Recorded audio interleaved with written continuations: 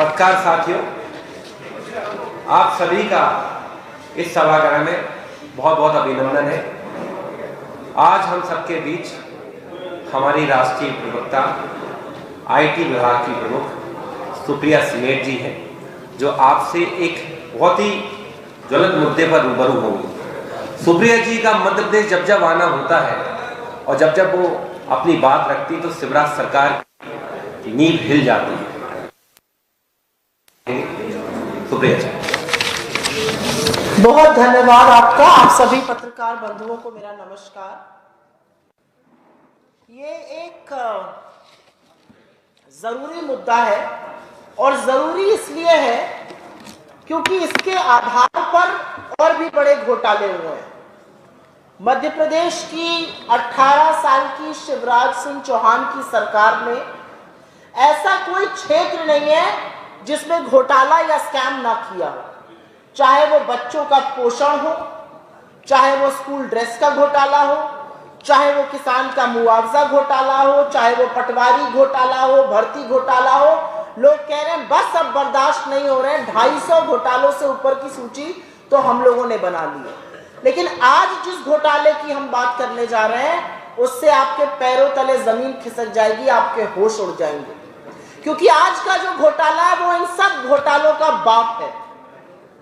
आज हम आपको ये बताएंगे कि कैसे मध्य प्रदेश की शिवराज सिंह चौहान की सरकार ने इस प्रदेश की विकास दर, इस प्रदेश की जीडीपी के साथ हेर फेर किया, उसको बढ़ा चढ़ाकर बताया गया। करीब 2 से 2.5 लाख करोड़ का घोटाला हुआ और उसी के चलते ज्यादा कर्ज लिया गया और आपको कर्ज के बोझ के तले दबाया गया। मैं आंकड़े गिनाने से पहले 2 बातें स्पष्ट कर दूं। लगातार शिवराज चौहान की सरकार कहती है दिन दूनी रात चौगुनी बढ़ोतरी हो रही है मध्य प्रदेश में। वो यहाँ की अर्थव्यवस्था में नहीं झलकती है, वो रोजगार के माध्यम में नहीं झलकती है, वो लोगों की आय में नहीं झलकती है। यहाँ पर 37% बच्चे कुपोषित है 5 साल की कम उम्र से। यहाँ पर 35% लोग गरीबी की सीमा रेखा के नीचे हैं। उज्ज्वला का झुंझुना बजाया गया। उज्ज्वला उनको मिलता है जो गरीबी की सीमा रेखा के नीचे के परिवार होते हैं। 82 लाख ऐसे परिवार हैं जिनको उज्ज्वला देना पड़ा। यहाँ का किसान आय जो है उसकी निरंतर घटती जा रही है। तो सवाल ये है कि ये जो बताया जा रहा था बढ़ा चढ़ाकर कि दिन दूनी रात चौगुनी वृद्धि हो रही है, जबरदस्त जीडीपी बढ़ रहा है, ये किसका बढ़ रहा था, कैसे बढ़ रहा था और कहां बढ़ रहा था, उसका कच्चा चिट्ठा आपके सामने विद आंकड़ा, विद प्रूफ हम निकालने जा रहे हैं। तो इस फर्जीवाड़ा के 4 प्रमाण हैं और ये बड़ा घोटाला है। इसको समझाना मेरे ख्याल से जरूरी है कि किसी भी प्रदेश में अगर जीडीपी की रेट को गलत बताया जाता है, अगर ग्रोथ की वृद्धि दर को गलत बताया जाता है तो सारे आंकड़े बेमानी हो जाते हैं और गलत बताकर बढ़ा चढ़ाकर ही ज्यादा ऋण लिया जाता है। ज्यादा जीडीपी बताया जाएगा तो ज्यादा ऋण, ज्यादा कर्जा उठाया जाएगा और इसीलिए आप सबके सर पर आज 40,000 रुपए का प्रत्येक व्यक्ति मध्य प्रदेश में यह बोझ उठा रहा है। 4 लाख करोड़ से ऊपर का कर्जा है। तो पहली बात तो ये बतानी जरूरी है और आप में से कुछ लोग जो इकोनॉमी में इंटरेस्ट रखते हैं या आंकड़े जानना चाहते हैं, हर 6 साल में मध्य प्रदेश का जो जीएसडीपी है, जो सकल घरेलू उत्पाद है, वो जाता है। 2012 के वित्तीय वर्ष में ये कुछ 3 लाख करोड़ से ऊपर था, फिर 2018 के वित्तीय वर्ष में ये कुछ 7 लाख करोड़ से ऊपर था। तो 2024 वित्तीय वर्ष में इसको 15 लाख करोड़ के ऊपर होना था, 14 करोड़ 12 लाख के आसपास होना था। लेकिन शिवराज सिंह चौहान की सरकार ने इसको 15 लाख करोड़ के ऊपर बता दिया, मतलब अनुमानित से भी 50,000 करोड़ ज्यादा। लेकिन नकल में भी अकल की जरूरत होती है और अकल यहां पर थोड़ी क्षुब्ध हो गई। जब वो ये बढ़ा रहे थे तो उन्होंने कहा हमने 15वें वित्तीय आयोग के जो फाइनेंस कमीशन है उसके अनुमान पर बढ़ाया है। 15 लाख करोड़ इन्होंने बढ़ा दिया। लेकिन ये भूल गए कि कोविड के 2 सालों में मध्य प्रदेश की जो प्रगति, जो ग्रोथ थी, वो माइनस नेगेटिव में चली गई। इन्होंने नजरअंदाज कर दिया यह सत्य कि पूरे देश और हर राज्य की जो ग्रोथ रेट थी वो कम हुई थी। तो किस बेसिस पर आपने ये बढ़ाया, ये सिर्फ ये बता सकते कि आंकड़ों के साथ हेरा फेरी अपराध है, गलत है और सर्वथा इसकी निंदा होनी चाहिए। जिन 2 सालों में जीडीपी ग्रोथ नेगेटिव रहा, आपने उसको भी इंक्लूड करके उसको 15 लाख करोड़ बता दिया। तो ये पहला फर्जीवाड़ा था और इसको बताना जरूरी है, क्योंकि 2019-20 में करीब 9,37,405 करोड़ का सकल घरेलू उत्पाद था, जो कि 21 में घटा और ये 9,17,000 कुछ करोड़ रह गया। और उसके बाद भी आप कह रहे हैं कि आपकी जीडीपी दर बढ़ती जा रही है, उसके बाद भी आप कह रहे हैं कि आपकी पूरी इकोनॉमी, पूरा जीएसडीपी बढ़ गया। कोई भी इकोनॉमिस्ट, कोई भी जो थोड़ा बहुत आंकड़ा समझता है, कोई भी सरकार का बाबू आपको ये बताएगा ये नितांत झूठ है, ये झूठ बोला गया और इसी झूठ के आधार पर ज्यादा कर्ज लिया गया। इस दूर से फर्जीवाड़े के बारे में मैं थोड़ा सरल रूप से 2-4 शब्द जरूर कहना चाहती हूं। मेरे पिताजी कहते हैं कि हमारे घर की आय बहुत बढ़ गई। तो आय तो तभी बढ़ेगी जब हमारे घर की आमदनी बढ़ेगी। फैक्ट्री का मालिक कहता है हमारी आय बढ़ गई। आय तो तभी बढ़ेगी जब फैक्ट्री का प्रोडक्शन बढ़ेगा, जब उसकी बिक्री बढ़ेगी। वैसे ही सरकार जब कहती है कि हमारा जीएसडीपी, हमारा सकल घरेलू उत्पाद बढ़ रहा है, तो इसका मतलब है सरकार के पास राजस्व की ज्यादा प्राप्ति होनी चाहिए, ज्यादा रेवेन्यू रिसीट आनी चाहिए। भाई अगर आपका सकल घरेलू उत्पाद बढ़ रहा है तो लोगों की आय बढ़ रही है, फैक्ट्रीज बढ़ रही है, टैक्सेस ज्यादा आने चाहिए, तो आपके पास राजस्व की प्राप्ति ज्यादा होनी चाहिए।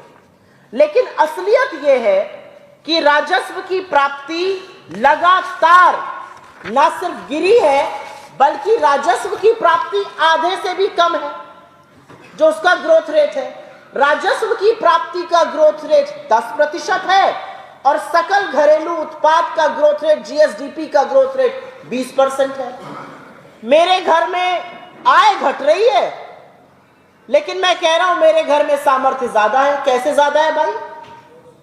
फैक्ट्री में बिक्री कम हो रही है, लेकिन फैक्ट्री का सामर्थ्य ज्यादा है।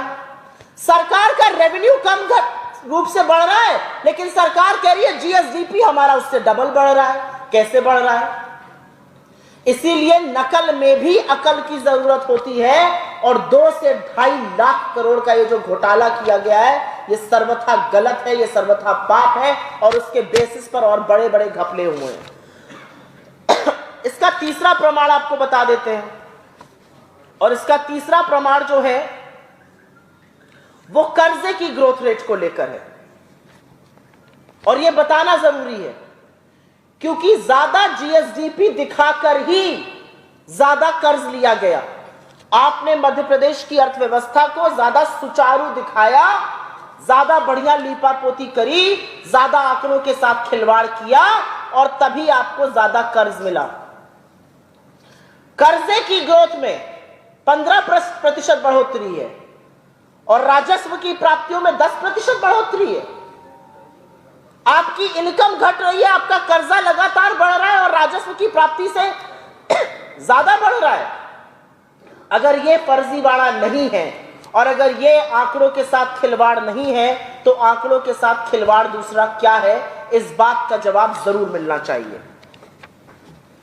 और यहां पर एक बात बतानी जरूरी है जो मैंने अपनी पहली प्रेस कॉन्फ्रेंस जब भोपाल में करी थी तो उसके बारे में बोला था, और यह फर्जीवाड़ा नंबर 4 का प्रमाण है और इसी के साथ अपनी बात का अंत भी करूंगी।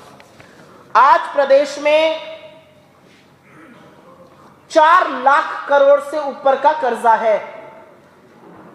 प्रति व्यक्ति के ऊपर 40,000 रुपए का कर्ज है। आज एक नवजात शिशु के ऊपर भी 40,000 रुपए का कर्ज है।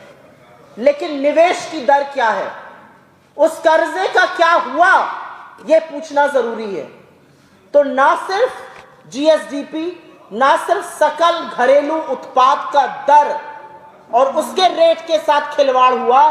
2 से 2.5 लाख करोड़ का वहां पर फर्जीवाड़ा हुआ, बल्कि कर्जा भी ज्यादा लिया गया और राजस्व भी नहीं बढ़ा और आपके लिए निवेश भी नहीं हुआ।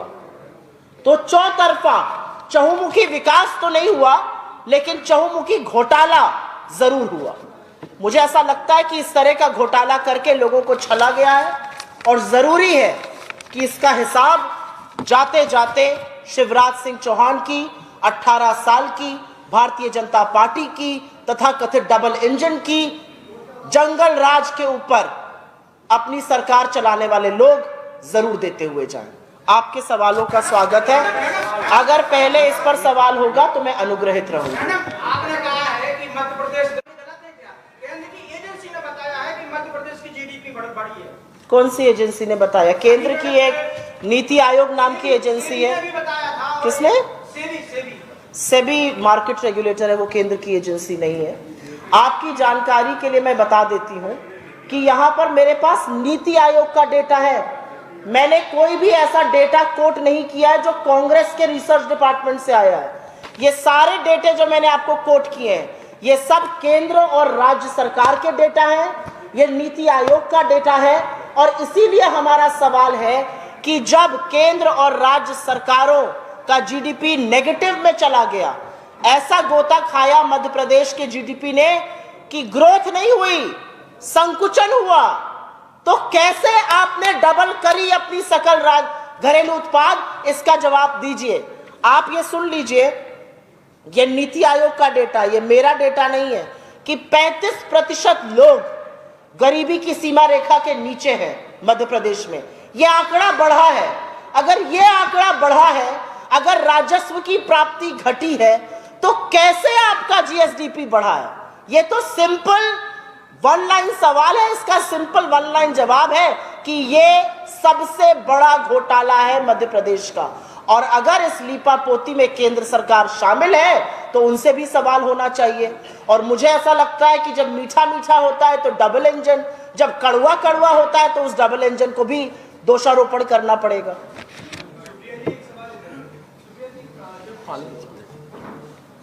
आप बैठ के बोलिए।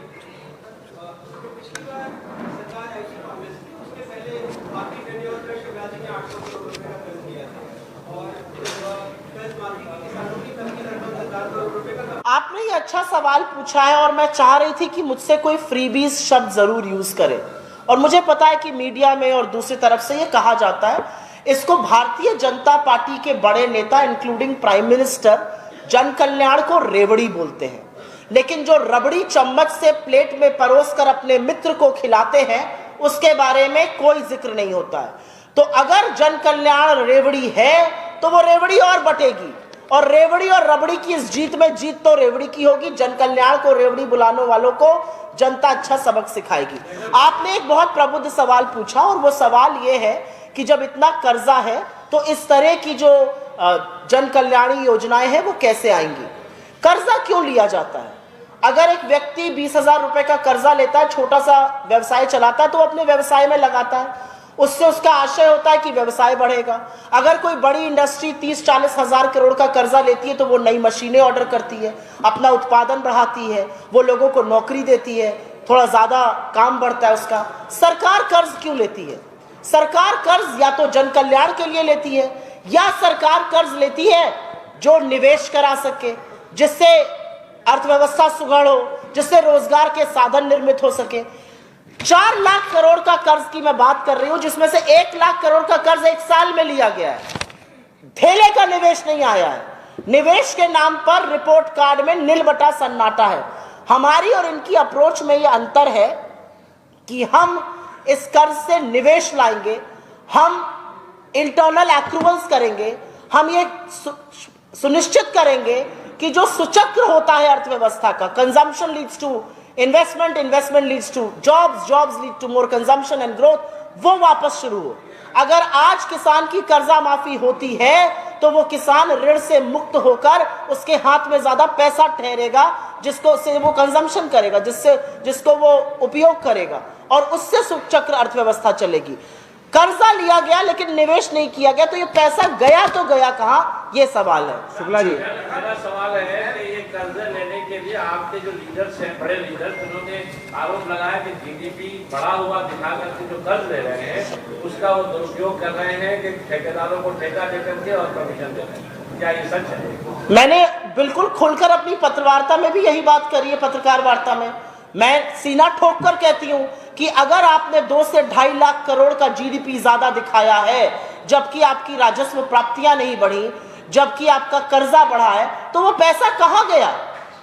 वो पैसा उस पैसे ने किस चीज का सृजन किया है? तो हम क्यों ना बोले कि ये घोटाला भाजपा के बड़े नेताओं की जेब में गया है। बिल्कुल, मुझे इसको कहने में कोई गुरेज नहीं है। इस तरफ कौन? हाँ, वो जबलपुर गए थे, जबलपुर में उन्होंने मीटिंग की, उसके बाद उनके जो जिला अध्यक्ष है प्रभास साहू, उन्होंने इस्तीफा दे दिया है। उन्होंने आरोप लगाए कि जिन्होंने तोड़-फोड़ की उनको आपने उनसे बात की तो नाराज लग रहा है। इसको कैसे